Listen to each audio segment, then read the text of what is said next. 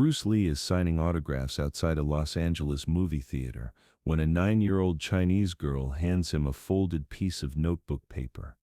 He opens it, reads 3 sentences, and stops everything. What's written on that paper doesn't just change his afternoon, it changes how he sees his responsibility to the next generation. Los Angeles, March 1973. Mann's Chinese Theater on Hollywood Boulevard. Enter the Dragon hasn't been released yet, but Bruce is already a hero to Asian Americans. Word spread he's doing a meet and greet after a Fist of Fury screening. The line stretches around the block. 300 people, whole families. Teenagers, college students who drove hours. Everyone waiting to meet Bruce Lee, to shake his hand, to tell him what his films mean to them. Bruce has been signing for 90 minutes. His hand aches. Bruce Lee. Bruce Lee. Over and over on posters and programs and scraps of paper. He's wearing jeans, black turtleneck, leather jacket. He smiles for every person, makes eye contact. Thanks them for coming. Linda stands beside him organizing the line. Their son Brandon is home with a babysitter. Too young for this chaos. The people say similar things. You're my hero. My son wants to be like you. You make me proud to be Chinese. You show them we're not weak. You show them we matter. Bruce feels the weight of these words. He never set out to be a symbol. Just wanted to make good films. But somewhere along the way he became a representative. The face of Asian pride in America. That's heavy. That's bigger than one person. A mixed-race couple approaches nervously. The man's family doesn't approve of him marrying a white woman. Bruce tells them his own wife is white, that love doesn't betray culture, it expands it. They walk away holding each other tighter. A skinny teenager says Bruce's films gave him confidence against bullies. Bruce tells him martial arts is about becoming someone bullies don't want to fight. An elderly Chinese woman tells him in Cantonese that seeing him on screen is the first time she felt America saw Chinese people as human. Bruce stands and bows to her deeply. The crowd goes quiet. The line continues. Person after person, each one saying you showed us we matter. Bruce signs and listens and carries the weight of hundreds of people's hopes. Then a little girl approaches. 9 years old, Chinese, small for her age. Yellow dress with white flowers. Hair in 2 braids tied with red ribbons. She's holding a piece of notebook paper. Folded in half, then half again. She doesn't say anything, just holds it out. Her hand shakes slightly. Mudda, Bruce asks her name. She whispers, me. He asks if she wants an autograph. She shakes her head, points to the paper, says she wrote it herself. Bruce takes it. Me doesn't move, just stands there watching, waiting. Her eyes huge, dark, serious. This is important. He unfolds the paper. The handwriting is childish, shaky, but careful, deliberate. Bruce reads, Dear Mr. Lee, my name is Mei Chen. I am 9. My daddy died last year. He was from China. Mommy is American. At school kids say I'm not real American because I look Chinese. They say I should go back to China. But I was born here. I don't know China. I don't speak Chinese good. I don't fit anywhere. I watch your movies and you look like me, but you are strong. You are the hero. I want to know if I can be American even if I look different. Can I be strong like you even if I'm a girl? Can I matter? Please write back. May. Bruce reads it twice. The noise of the crowd fades. There's just this paper, these words, this 9-year-old girl asking the most fundamental question a human can ask. Do I matter? Do I belong? Am I allowed to exist as I am? Bruce looks up at May. She's staring at him, waiting. Her whole future might hinge on what he says next. Bruce sets down his pen, stands up, walks around the table. The crowd murmurs. This is different. Bruce kneels down, gets on May's level, eye to eye. He asks Linda to hold the line. Linda understands immediately. Shiru speaks quietly, just to May. He tells her that her father would be proud of her for asking these questions. He tells her that being American has nothing to do with how you look.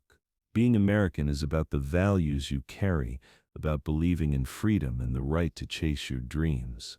He was born in San Francisco but raised in Hong Kong. When he came back, people told him he wasn't American enough, too Chinese, too foreign. But America is an idea, not a face. Anyone can build a life through hard work. Your starting point doesn't determine your ending point. You can be exactly who you are and still belong. Bruce tells me that people who say she's not a real American are wrong. They're scared of anything different, but their fear is their problem, not hers. She is American. Born here, raised here. This is her country as much as anyone's. About being a girl. Bruce tells me that his wife Linda is one of the strongest people he knows. Strength isn't about muscles, it's about refusing to be broken, about standing up when everyone tells you to sit down. Strength is character and will. Girls can be as strong as boys. Even me has that strength already. A 9-year-old who wrote this letter and had the courage to hand it to a stranger. That's bravery. Bruce tells me that she matters. She doesn't have to prove her worth to anyone, not to the kids at school, not to America, not to him. She already matters just by being me, Chinese and American, a girl with dreams. She fits, she belongs, she matters. He asks if she understands. She nods, tears running down her face. Not sad tears. Relief. Validation.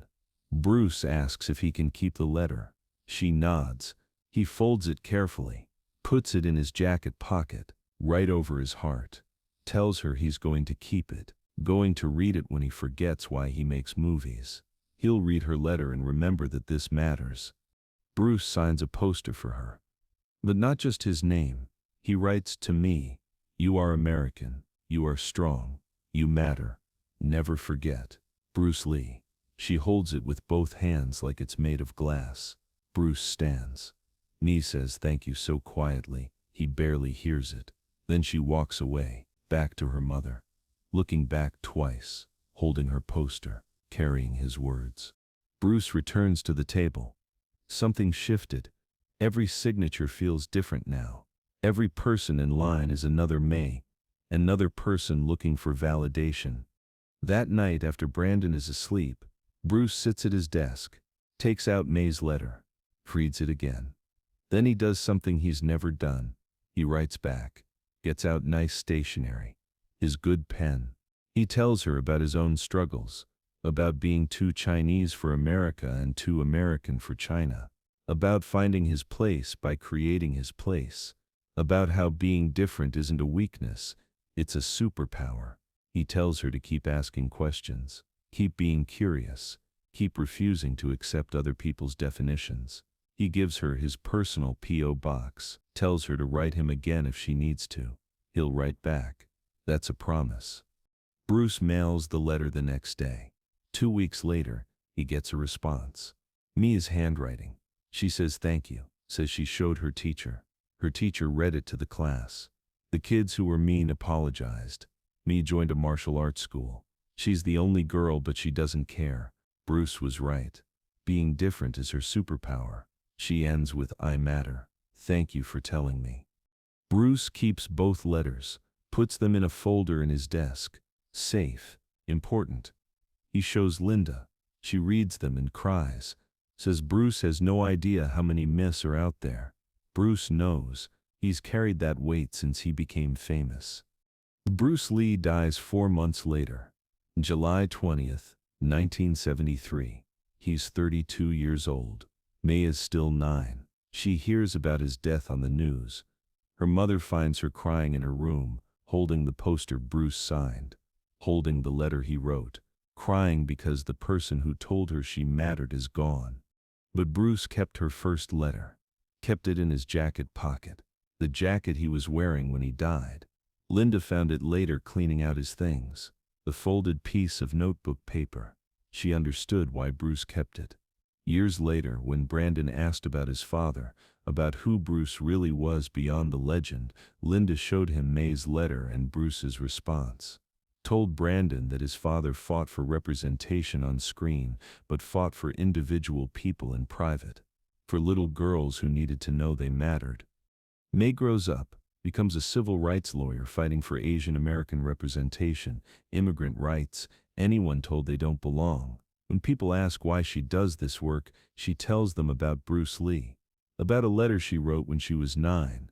About an afternoon when a movie star kneeled down and told her she mattered. She frames Bruce's letter, hangs it in her office, looks at it when cases get hard, reads his words. You are American. You are strong. You matter. And she keeps going. 50 years later, May speaks at a Bruce Lee retrospective. She's 60 now. She brings the letter, the poster, shows them to the audience, tells them about being 9 years old and asking if she could matter, about Bruce Lee stopping everything to answer, about 2 letters that gave her foundation and permission to build a life on her own terms. She says Bruce Lee is famous for his films, his martial arts, for being the first Asian American action hero. But for her, he's famous for kneeling down, for treating a child's question like the most important question in the world, for seeing her when everyone else looked through her. Bruce had 200 people waiting, had every reason to keep moving. But he stopped for me, knelt down, answered her question, wrote her back, kept her letter until he died.